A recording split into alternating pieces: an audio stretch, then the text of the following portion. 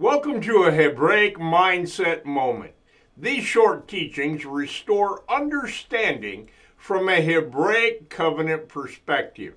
Clear, direct, and foundational. Each builds towards deeper study while standing on its own.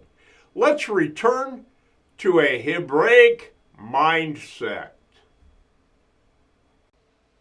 In part 1, we separated covenantal tithing from religious tradition.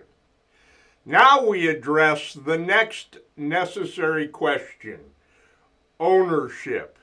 If the tithe exists, who does it belong to? In covenant, ownership is established before distribution. You cannot authorize what you do not own. You cannot claim authority over what does not belong to you. So Scripture begins with ownership, not recipients.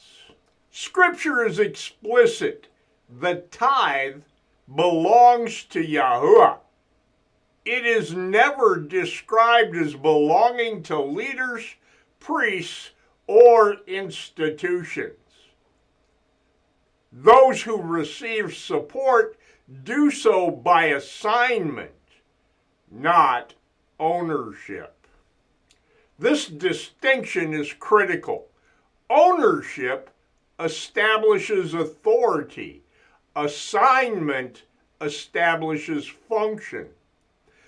Confusing the two is how covenant order collapses and abuse enters.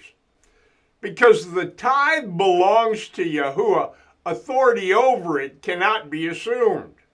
Those entrusted to handle it act as stewards, not owners. Stewards serve under covenant limits. Stewards answer to covenant standards. They can be questioned, corrected, and removed. Scripture places guardrails here to protect the households and the flock.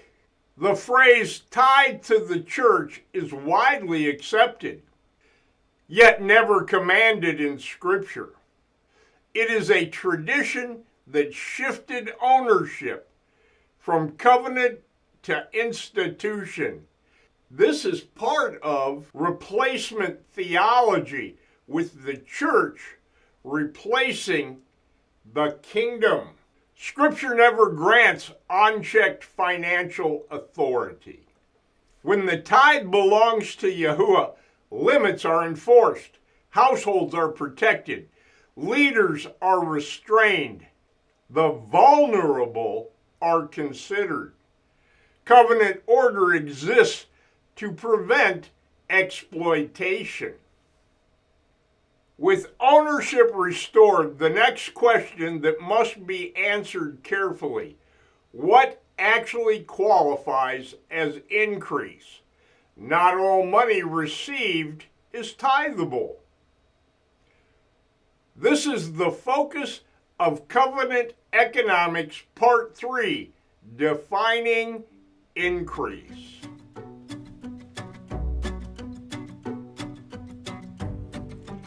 This has been an Ephraim's Cry Hebraic Mindset Moment. If you found this teaching was helpful, please like, subscribe, and share to help others find these teachings. If you're looking to go deeper, Ephraim's Cry Academy exists for that purpose. The Academy offers structured, in-depth teaching from a Hebraic mindset. That is, a covenant-centered understanding and how Scripture fits together as a unified and whole counsel of Elohim. It's designed for the serious student, not surface-level content. In addition to the Academy, you can find further teachings and articles on our blog, as well as a growing library of study resources in our store, including printed study guides and downloadable materials for personal or group study. If you'd like to learn more, explore the resources, or consider enrolling in the Academy, you'll find the links in the description. You'll find additional teachings and related studies available here on the channel. Choose one of these videos to continue exploring.